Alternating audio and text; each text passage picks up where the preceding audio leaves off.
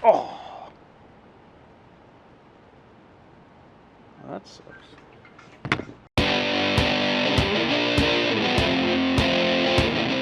Hey everybody, sorry it's been a while since I put out a box camper van video. Been on the road. My wife's a school teacher, and as soon as she gets out of school, stops teaching, we hit the road and get out there and explore some freedom.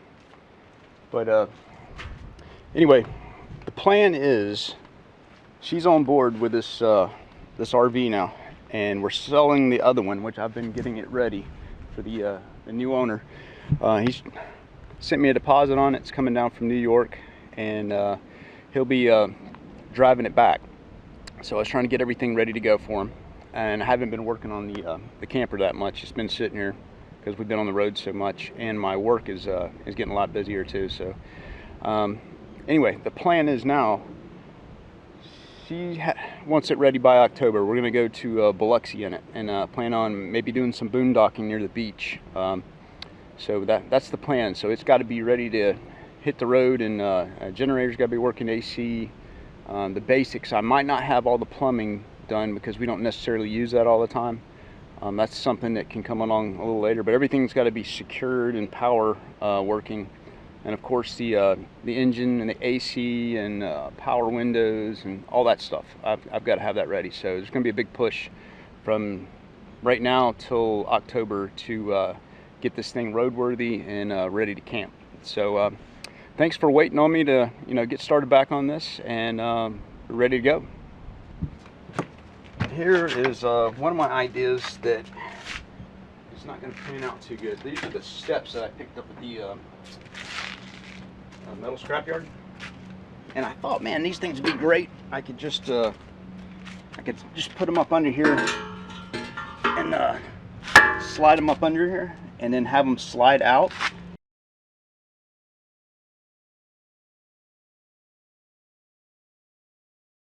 But they're way too steep. Like if I had it slid out that way, if you look at that, that's way too steep to really use. Getting in would not be a problem. Like if I step, let me make sure I can see what I'm doing here. Step on them, I don't have any problem getting inside. But if you're in the camper and you want to leave the camper, you might as well just be jumping out, because that's way too steep. I could put more of a slant on them, but I don't know, it's not real comfortable getting in and out that way. If it had more of a slant to it, it would be a lot more useful. So, still toying around the idea, maybe I can modify these to work, but if I tilt them, of course it's going to throw the treads off a little bit, make it uncomfortable, so I can't really do that. And I don't weld aluminum, so I can't just undo them and reconfigure everything. So that idea is on hold until I either find a better solution or I can make this work. Something that did come in, got a nice external light here. It's a motion detector sensor light, and I saw this and I thought it'd be a great idea just to put on the outside right near the door, where at night you don't want to walk up and have the lights automatically turn on. Kind of like automating things a little bit. The price was right. It was actually probably about half the price I was seeing them for. I think this thing was about 30 bucks. But take it out of the bag here. This is made by Starlights, and it comes with an LED bulb installed in it. I have yet to see how bright it is or how well it's going to work, but it's supposed to be, I guess it senses whether it's dark or light also, because I see a little sensor in there. It looks like a photoelectric sensor, and then it's also got the motion detection sensors on either side. So this will be something I plan on installing and check it out, see how it's going to work. The plan is to mount it right there, that location where I have that wire coming out. So that is one of today's projects. So it turns out I don't need that wire after all.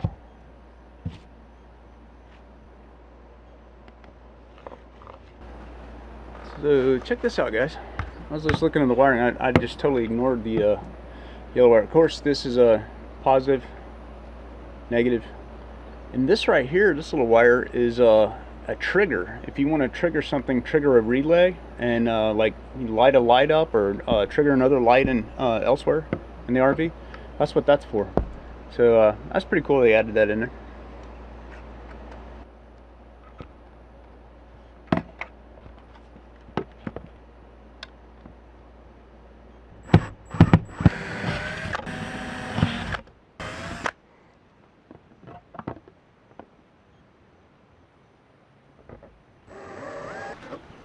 It would have been a lot cooler if it was recessed.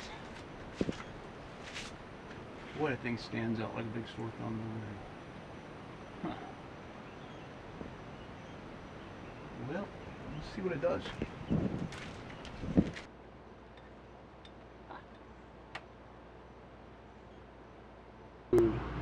What I'm going to do is try to find out which side is supposed to be positive here. So I'm going to take the original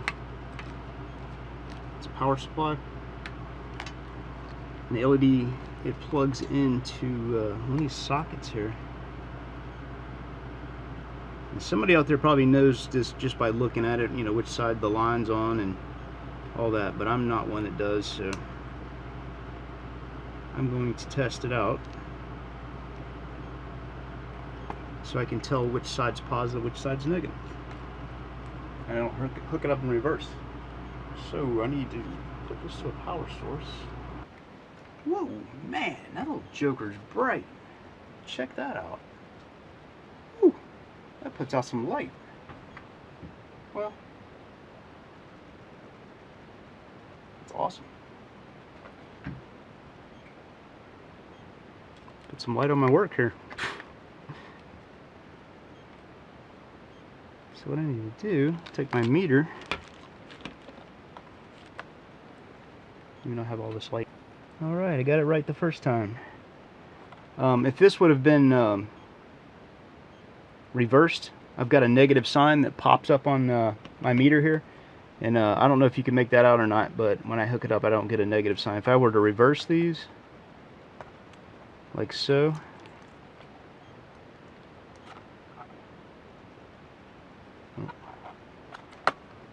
something like this, I get a negative sign on my meter. So that means I have the polarity reversed.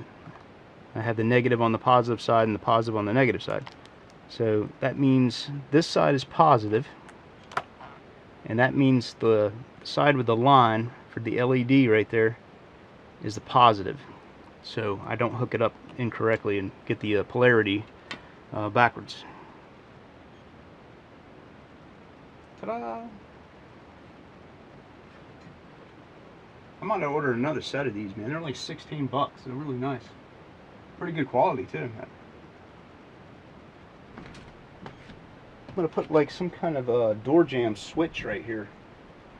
I probably don't need to do this because I've got plenty of other things to do, but I was thinking about putting a door jamb switch here where the door opens and it releases a contact, and then it'll light this overhead light up. So when you walk in, you'll have light. That's the idea then. I'm gonna have to get to work on that. I've got, like I said earlier, I've got a rack of switches. I hope they get here in the next couple of days so I can start wiring that together. And yeah, I'm not really sure so much about this light out here. Might take some getting used to. I don't know if the color either. It should probably be black or something. I don't know. It just really stands out. It doesn't put that much light out. I'll have to test it at night and see how much light it puts out. But I don't think that was such a great buy so far.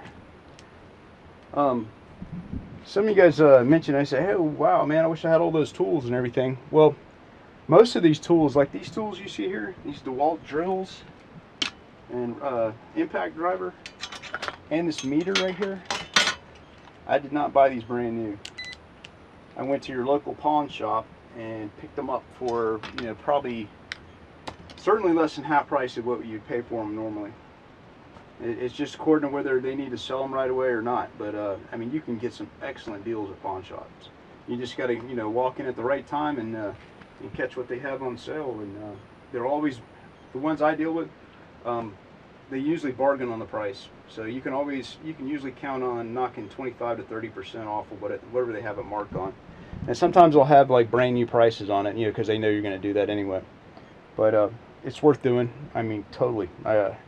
Like half the tools you see me using, some are from my grandfather, some I've had since I was like 12 years old. And then I have these pawn shop tools, like I would say a lot of pawn shop tools. You just can't beat it. I have been collecting parts. I haven't just been sitting still. So while this thing is not being worked on, I've been getting some supplies together. And this is probably one of the projects I work on today. I realize when I tore in these doors that there is no wiring for the electrical in here. In other words, it is just for a speaker only, and they had no wiring for the electrical door locks or the power windows. So I found a guy on Craigslist who's parting out some vans. The 2000. So I picked up all of the electrical internal harnesses for the doors, and I'm hoping that these connectors plug into their respective connectors inside the door.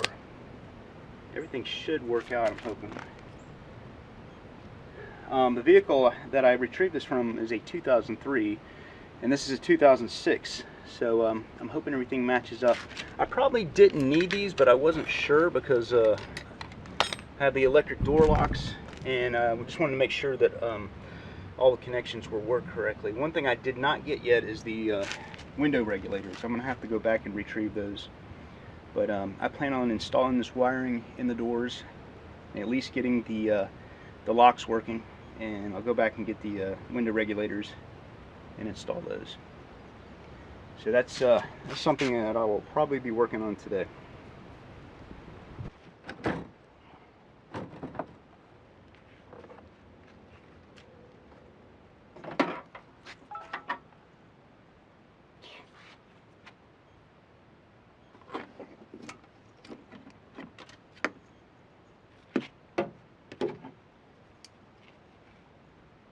Big difference.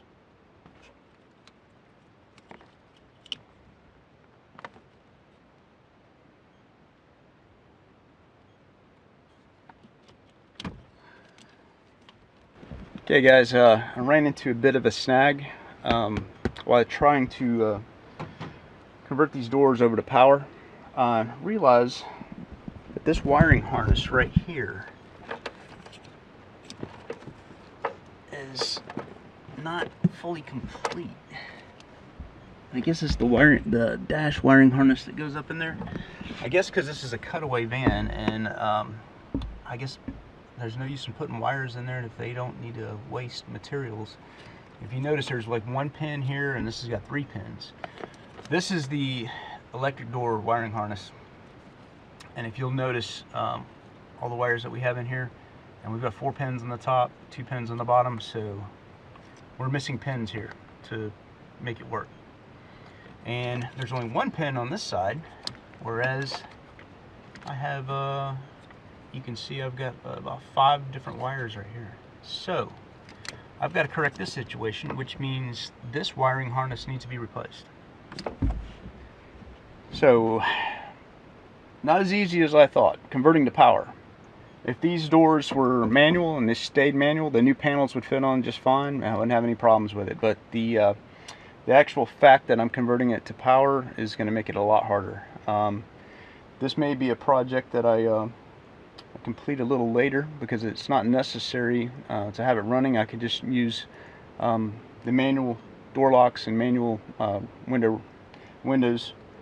It's kind of a bummer, but